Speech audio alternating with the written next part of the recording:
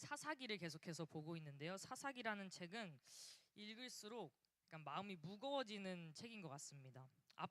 사사기 앞부분은 보면은 그래도 희망이 조금 보입니다. 이스라엘 백성이 하나님을 떠나면 어려움을 겪고 그 어려움 속에서 하나님께 다시 부르짖으면 하나님이 사사를 세워서 구원하십니다. 이게 계속해서 반복되죠. 근데 이제 읽는 사람 마음속에는 이제 이렇게 생각이 됩니다. 이스라엘 백성을 잘못했네. 이제 하나님이 누군가 보내시겠지. 누군가 보내졌네. 그럼 이스라엘이 다시 살아나겠지. 이런 생각이 들게 됩니다. 근데 사사기 지금 중반을 보고 있는데 중반을 지나서 후반으로 갈수록 분위기가 조금씩 달라집니다. 하나님이 어떻게 하셨는지에 대한 이야기는 점점 줄어들고 대신 사람들이 어떻게 했는지에 대한 이야기가 많이 나오기 시작합니다. 하나님의 말씀은 짧아지고 사람들의 말은 많아집니다. 사사기 12장은 그 가운데에 놓여 있는 말씀입니다. 오늘 본문을 보면은 기적 나오지 않습니다. 바다가 갈라지는 일도 없고 하늘에서 불이 떨어지는 일도 없고 아무 일도 일어나지 않습니다. 대신 말다툼이 나오고 싸움이 나오고 발음 때문에 사람이 죽는 이야기가 나옵니다. 듣기만 해도 마음이 불편해지는 이야기이기도 합니다. 근데 성경은 이런 이야기를 굳이 빼지 않고 기록해 두고 있습니다. 하나님께서 왜 이런 말씀을 남기셨을까 생각해 봤을 때 이유는 한 가지입니다. 이 말씀이 오늘 우리에게도 당연히 필요하기 때문입니다. 사람들이 사는 모습은 시대가 달라도 크게 다르지 않습니다. 우리도 말 때문에 상처받고 말 때문에 갈라지고 말 때문에 관계가 깨지기도 합니다. 이런 일들이 지금 우리에게도 일어납니다. 오늘 우리가 보는 사사기 12장을 통해서 하나님의 백성이라고 그래도 불리는 이 공동체가, 하나님이 선택한 이 공동체가 어떻게 무너져 가는지를 우리가 좀 살펴보면서 깨닫는 것이 있었으면 좋겠습니다. 사사기 12장은 에브라임 지파 사람들이 입다에게 찾아오면서 시작됩니다. 그들이 처음 꺼낸 말은 이렇습니다. 본문 1절입니다. 함께 읽겠습니다. 시작. 에브라임 사람들이 모여 북쪽으로 가서 입다에게 이르되 네가 암몬 자손과 싸우러 건너갈 때에 어찌하여 우리를 불러 너와 함께 가게 하지 아니하였느냐. 우리가 반드시 너와 내 집을 불사르리라 하니. 아멘. 이 에브라임 지파 사람들이 하는 말을 보면 억울함을 표현하는 말들이에요. 왜 우리를 빼놓았느냐? 왜 우리를 무시했느냐? 감정이 담겨 있습니다. 근데 문제는 거기까지가 아니라 그 다음 말이에요. 그 다음에 한 말을 보면 우리가 반드시 불로 너와 네 집을 사르리라라고 하고 있어요. 이 말은 부탁이 아닙니다. 나 그냥 억울해 알아줘 이런 말이 아닙니다. 설명을 요구하고 변명을 요구하는 말도 아닙니다.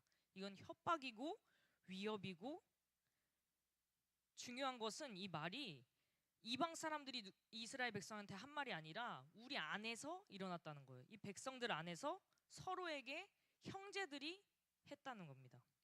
성경은 에브라임 지파가 왜 이렇게 분노했는지 길게 설명하고 있지는 않습니다. 다만 사사기 8장에도 비슷한 내용이 나옵니다. 에브라임 사람들은 예전에도 기드온에게 똑같은 말을 했었어요. 왜 그때 우리를 싸우러 갈 때 부르지 않았느냐 이렇게 따졌었습니다. 그 말 속에는 늘 자존심과 서운함이 섞여 있었습니다. 공동체 안의 갈등은 대부분 이런 말들에서 시작되는 것 같아요. 이런 마음에서 시작되는 것 같아요. 왜 나를 빼놨어? 왜 나를 빼고 갔어? 왜 나를 인정하지 않아? 이런 마음과 어떤 이런 말들에서 시작된 것 같습니다.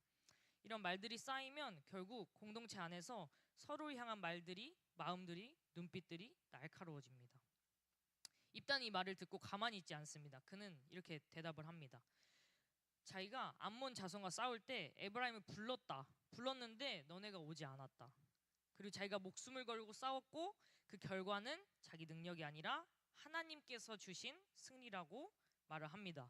입다의 말에 틀린 것이 하나도 없어요. 본문에 따르면 입다는 분명히 하나님께서 암몬 자손을 자기 손에 넘겨주셨다고 말하고 있고 하나님께 영광도 돌렸어요. 정확히 맞는 말입니다. 근데 맞는 말이라고 해서 항상 갈등이 해결되는 것은 아닙니다. 이미 마음이 상한 사람한테는 옳은 말도 더 큰 불이 될 수 있습니다. 성경은 여기서 누가 옳았는지를 판결하지 않아요. 대신 결과를 보여줍니다. 말다툼은 멈추지 않았고 싸움은 번지기 시작했습니다. 싸움이 이렇게까지 이어집니다. 본문 4절을 함께 읽겠습니다. 입다가 길앗 사람을 다 모으고 에브라임과 싸웠으며. 아멘. 여기까지 읽겠습니다. 이 문장은 아주 짧지만 사사기 전체에 굉장히 무거운 의미를 가지고 있는 문장입니다. 하나님 백성과 싸우는 장면이 사건이 일어나 버렸어요. 더 이상 외부의 적이 문제가 아니라 서로가 서로를 대적하고 옆에 있던 형제를 대적하고 이스라엘 공동체가 안에서부터 무너지고 있습니다. 사사기 초반에는 하나님께서 사사를 통해 이스라엘을 하나로 모으게 하셨어요. 근데 이제는 사사가 지파를 가르고 다른 지파와 싸웁니다. 뭔가 완전히 달라져 버렸습니다. 이 싸움이 끝난 후에 더 끔찍한 장면이 나옵니다. 싸움이 이어지고 그 뒤에도 계속해서 사건이 일어납니다. 길앗 사람들이 요단 나루터를 지키고 있어요. 사람들을 가려냅니다. 죽이려고. 에브라임 사람들을 가려냅니다. 쉽볼렛이라는 단어를 에브라임 사람들은 발음을 못했대요. 약간 사투리 같은 건가 같아요. 뭐 우리 경상도, 전라도 막 다른 것처럼 그런 거였어요. 이 에브라임 사람들은 특이하게 십볼렛이라고 발음을 했대요. 근데 이게 별로 우리가 듣기에도 그냥 빠르게 말하면 차이가 없잖아요. 근데 거기 앉아서 그것만 계속 보고 있는 거예요.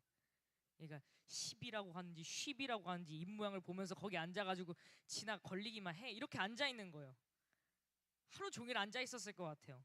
발음이 다르다는 이유 하나로 에브라임 사람으로 판별이 됩니다. 뭐 이가 빠졌을 수도 있잖아요. 그래서 발음이 셀 수도 있잖아요. 저 이런 생각도 했어요. 에브라임 사람이 아닐 수도 있는데 억울하게 죽은 사람도 있을 것 같다. 그거 하나만으로 그 기준만 생각하고 다 죽인 겁니다.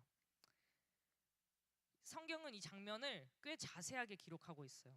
이 사건을 꽤 자세하게 기록하고 있습니다.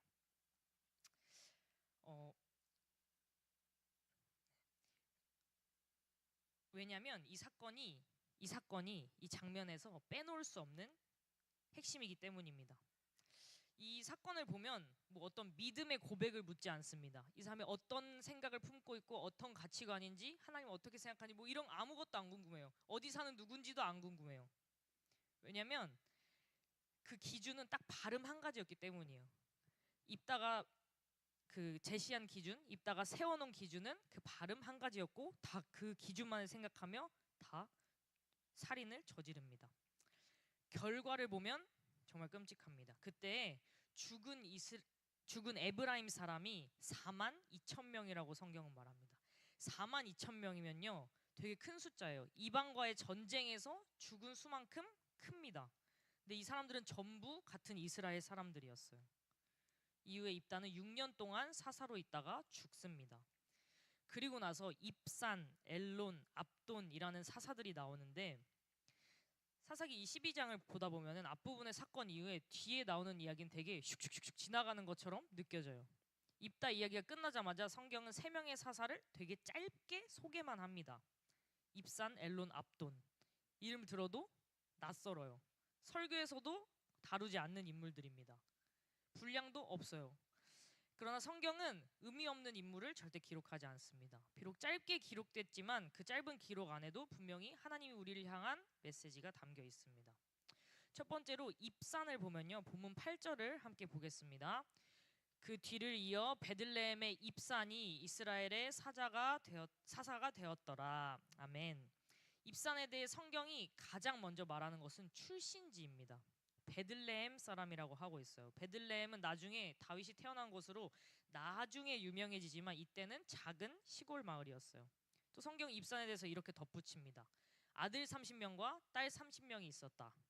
아들 딸들을 모두 밖으로 시집 보내고 밖에서 며느리를 데려왔다. 이런 기록이 나옵니다. 이 이야기를 들으면 사람들은 이렇게 생각할 수 있습니다. 자녀도 많고 인맥도 넓고 집안도 꽤 힘이 있었겠구나. 당시 사회에서 자녀 수는 힘과 영향력을 상징했습니다. 입산은 분명히 눈에 보이는 성공을 누린 사람이라고 볼 수 있습니다. 근데 성경은 여기까지 말하고 멈춥니다. 입산이 무엇을 했는지, 이스라엘을 어떻게 이끌었는지는 전혀 말하지 않습니다. 그가 다스린 기간은 7년이었습니다. 그리고 죽어 장사됐다고 끝납니다. 7년이 짧은 시간이 아님에도 어떠한 기록도 남아있지 않아요. 이 부분은 우리에게 질문 던집니다. 사람이 보기에는 무언가 많았지만 하나님 말씀 앞에서는 무엇이 남았는가? 아무것도 남지 않은 삶은 아니었는가? 성경이 평가하고 있진 않지만 또 우리를 생각하게 만듭니다. 다음에 나오는 사사는 엘론입니다. 11절 보겠습니다. 그 뒤를 이어 스불론 사람 엘론이 이스라엘의 사사가 되어 10년 동안 이스라엘을 다스렸더라. 아멘. 여기서 성경은 정말로 말이 없습니다. 정말로 말이 없어요. 출신 지파와 다스린 기간 외에는 아무것도 없습니다. 진짜 이 두꺼운 성경에서 0.1초 만에 스쳐 지나가는 인물인 것 같아요. 곧바로 죽음의 장사되었더라로 끝납니다. 이 말씀 보면 이 사람 도대체 뭘 했을까 의문이 듭니다. 왜 기록됐을까? 또 성경은 설명하고 있지 않아요, 이것에 대해서. 하지만 사사기 후반부로 갈수록요, 우리가 주목해야 될 것은 이 엘론이란 사람의 어떤 적히지 않은 그 내용이 아니라 하나님의 이야기는 중심에서부터 점점 멀어지고 있다는 거예요. 사람의 이야기만 남고 사람의 이름만 남고 사람의 삶과 죽음만 남아 있습니다. 엘론은 10년이나 다스렸습니다. 긴 시간이었어요. 그러나 성경은 그 긴 시간 동안 하나님이 무엇을 하셨는지 전혀 말하지 않습니다. 이 침묵이 이 사사기 후반으로 가는 분위기를 보여줍니다. 마지막으로 나오는 사사는 압돈입니다. 압돈에 대해서는 성경 먼저 자녀에 대한 이야기를 해요. 아들 40명, 손자 30명이 있어서 어린 낙이 70마리를 탔더라라고 해요. 이 장면을 쉽게 풀어서 말해보면 이렇습니다. 집안 형편이 아주 좋았고 되게 잘 살았다. 나귀를 탄다는 것은 당시 사회에서 지위와 여유를 의미합니다. 압돈은 부족함 없는 삶을 살았어요. 풍족한 삶을 살았어요. 근데 이 이야기에도 우리가 계속해서 보고 있는 중요한 것이 빠져 있습니다. 그가 이스라엘을 어떻게 하나님께로 이끌었는지, 어떤 위기에서 백성을 지켰는지 전혀 기록되어 있지 않습니다. 그가 다스린 기간은 8년이었는데도 그냥 죽어서 장사됩니다. 이 세 사사를 보면 공통점이 있습니다. 첫 번째는 전쟁 이야기가 없어요. 두 번째는 또 하나님 얘기가 없어요. 세 번째, 자녀 수와 어떤 재산에 관한 이야기는 했지만 열매에 대한 얘기는 기록되어 있지 않습니다. 성경은 근데 이들을 평가하거나 비난하지 않습니다. 대신 높이지도 않습니다. 그냥 기록하고 있어요. 사사기 후반부의 분위기를 우리가 느낄 수 있게 하고 있습니다. 아까 말했던 것처럼 하나님의 말씀은 점점 밀려나고 사람의 흔적들이 가운데로 나타나기 시작합니다. 하나님께서는 왜 이렇게 짧고 담담하게 이 사사들을 기록하셨을까요? 사사기 12장은 위대한 영웅의 이야기를 들려주려는 장이 아니라 하나님이 중심에서 밀려난 공동체의 모습을 보여주고 있습니다. 쉿볼렛 사건에서 사람의 말이 기준이 되었듯이 이 세 사사의 기록에서는 삶의 어떤 부유함의 정도, 어떤 숫자, 이것이 중심이 됩니다. 하나님과의 관계는 하지만 보이지 않습니다. 오늘 우리가 본 이 말씀을 쭉 읽어보면 마음이 시원해지지 않아요. 개운하지 않아요. 뭔가 통쾌하지도 않아요. 영웅 이야기도 아니고 승리 이야기도 아니고 앞에 나왔던 뭐 기드온이나 이런 다른 사사들처럼 뭔가 뻥 뚫리는 그런 이야기도 아닙니다. 하나님이 크게 역사하셨다는 얘기 없어요. 대신 같은 이스라엘 사람들이 서로 향해 소리치고 싸우고 죽이고 미워하는 장면들이 나옵니다. 그리고 그 뒤에는 이름만 남긴 사사들이 쓱 지나갑니다. 말씀에서 이 장에서 이것이 옳다 틀렸다 직접 말하고 있진 않지만 그냥 이런 일이 있었다라고만 기록하고 있지만 우리는 생각해 봐야 합니다. 에브라임 사람들의 말에서 시작된 갈등은 입다와의 싸움으로 이어지고 결국 쉿볼렛 사건이라는 끔찍한 비극으로 끝납니다. 말 한마디가 사람을 가르고 생사를 나누는 기준이 되었고 결국 42,000명이 죽었어요. 이 숫자는 그냥 숫자가 아니라 이스라엘 사람 한 사람이었어요. 그 한 사람 한 사람을 서로가 형제들을 죽인 겁니다. 그리고 그 뒤에 나오는 입산 엘론 압돈의 이야기를 보시면 이 사람들이 나쁜 사람이라고 기록되어 있지 않습니다. 큰 죄를 지었다고도 기록되어 있지 않았어요. 자녀도 많았고 집안도 안정돼 있었고 일정 기간 나라를 다스렸어요. 중간에 뭐 쫓겨난 것도 아니고 일정 기간 나라를 다스렸어요. 끝까지. 그러나 이들의 삶 속에서 하나님의 이야기를 우리는 발견할 수가 없습니다. 하나님과 이스라엘 백성을 위해서 무엇을 했는지, 도대체 하나님을 어떻게 섬겼는지 남지가 않았어요.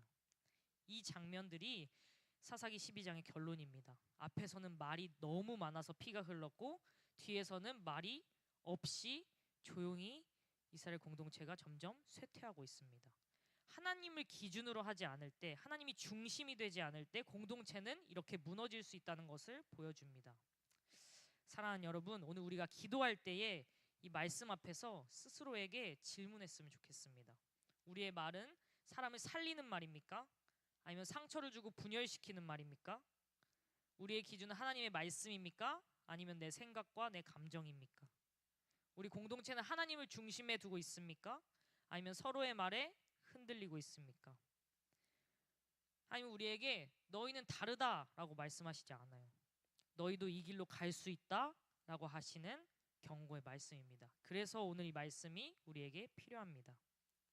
오늘 이 새벽에 하나님께서 우리에게 특별한 일을 하시기를 그것만을 기대하는 것이 아니라 먼저 우리의 말과 우리의 기준을 돌아보는 시간이 됐으면 좋겠습니다. 말 한마디를 조심하고 하나님의 말씀을 기준으로 삼는 것이 믿음의 시작임을 다시 붙드는 시간 되길 소망합니다. 또 우리 미아교회 공동체가 믿음으로 하나 되어서 말 따위에 흔들리고 분열하는 것이 아니라 오직 하나님을 중심으로 세워지는 공동체 되길 소망합니다. 또 우리가 써내려가는 모든 이야기에 하나님만이 남는 그런 귀한 공동체 되기를 주님의 이름으로 소망합니다.